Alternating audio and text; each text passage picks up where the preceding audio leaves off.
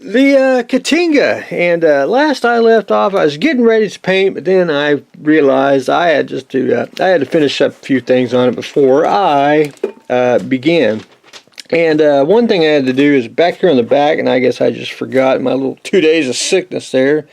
The edges on the back here, I don't think they really didn't, to me, didn't seem to match up real too good. They did, but I just needed a little tulip just to make it seamless. So I added some on the back here.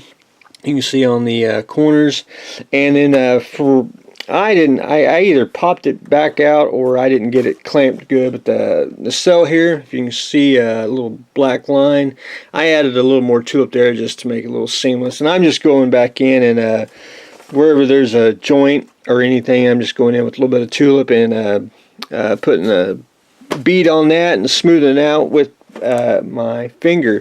And if you don't know tulip, and I mentioned it several times, thick acrylic paint, it's good for little hairline seams and square things up, because it's better than, you know, digging out your red putty where you need to you know, if you used red putty, you know, you'd have to get your sanding stick out, you know, and just have a mess, where tulip can solve that problem really quick. So anyway, I'm doing tulip duty on the back here, and then of course last night I did pop one of the corners off and I had to re-glue that. But anyway, that's just me. I went back in and added the I don't know, my piss poor lighting here, if you can see it.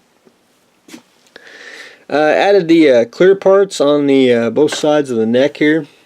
Got to figure out what, I don't remember exactly how the light shines through on the actual model, but we'll figure it out, and I'll go back in and take some liquid mask and put a dab or whatever I need to do, and then shoot a little paint on it. But anyway, the satin sheen on it, it's you know, I'll dull it down, but I just wanted the basic Hunt Club green.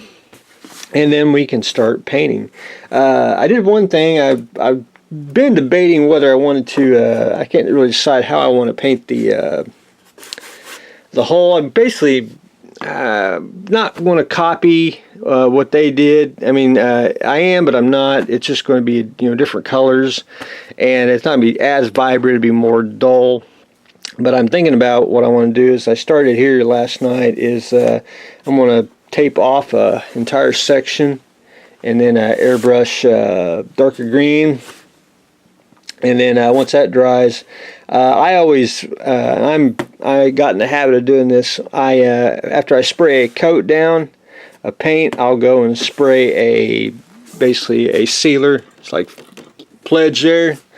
Spray it on, let it dry, and then I'll go back in and mask, and that way paint won't rip off, which I use pretty much acrylic paint on everything, so that's just a good safety tip for me. And I think what I'm going to do is I may paint one big panel one color, and then I'll go back in and mask off, you know, 1, 2, 3, 4, 5 panels, you know, and then mask off a few things here, paint them a different color, and then paint the, you know, lighter colors later on. But anyway, that's my game plan on masking and painting, but I got to decide what I want to do. I can't decide, and I may change up the pattern too. I may go a different route just to make mine just a tad bit different from everyone else's. Also, the battery cover. You're supposed to pull this off to get to the battery cover. I went a different route. I actually glued this on. I was more kept coming off, and I didn't want to fight it anymore. So what I did is I took Mr. Magnet and I glued it to the battery case here, but I had the switch up here, and I glued a magnet on the back here, so it's just easier to pull that on and off than it is to fight that. And you can get the battery case out. That's the main thing. That's one complaint I have with it. I would prefer a 9-volt. I got one handy. Surely I do. You know, a 9-volt and a switch, you know, would have been perfect. I mean, you could just slide it in. If you ever really wanted to really do another one, 9 volts the way to go. That way you could really do the hide the battery with the grill method, and everything would fit perfectly. I don't know why everyone wants to use the bigger battery cases. Well, I kind of do, but anyway, that's just my personal little complaint there. But anyway, you can get that out. You just got to get your little screwdriver, pop it up, and slide it out. But anyway, no big deal.